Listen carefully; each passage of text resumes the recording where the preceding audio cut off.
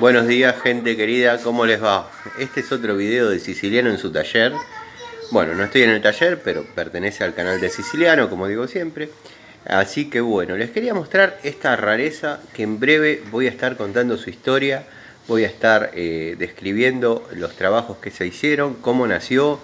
Bueno, lo voy a estar lavando, poniéndolo en marcha y lo voy a poner a caminar en la calle. Dado que esto funcionó y bueno, en un video que va a ser un poquito más extenso voy a contar la historia de esto que nació casi como un juego, pero bueno, pasó por distintas instancias.